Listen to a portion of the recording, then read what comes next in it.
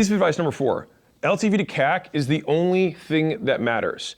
And if I had only one metric that I could find out about a business, if I only had one that I could pick, it would be the LTV to CAC ratio. And let me tell you a quick story that will kind of drive this home. So a friend of mine owns a bow manufacturing business, and they do 20, 30 million bucks a year, so relatively large business, established. And he was like, hey, we're trying to get into paid ads. Now they had all these distribution relationships, but they want to open up this new channel.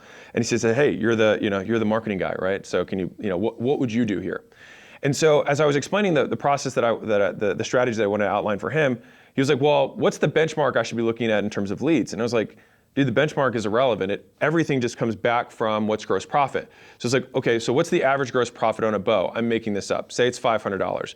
Okay, so if we get leads for, call it 20 bucks, and we know that we can get 1 in 5 leads to buy a bow, then it means it cost us, our CAC is $100, and our gross profit from selling each bow is $500. So it costs us $100 to make $500 of gross profit, 5 to 1.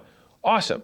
And so fundamentally, is $20 a good lead cost? Well, yeah, he's getting 5 to 1. If it was at $10, then he'd be getting 10 to 1, and that's assuming the same ratios. And so it just depends on what percentage of customers you convert and at what price point you're converting them at. CAC to LTV or CAC to LTGP, so I use LTGP to be more specific. Lifetime value is just the amount of gross profit you make from a customer over the lifetime of them being a customer of your business. CAC is the cost to acquire a customer, which is the all-in cost, including sales, marketing, software, everything to get someone to give you money. And so the CAC to LTV ratio is simply how much money it costs you to make more money. It's the foundational economic unit of any business.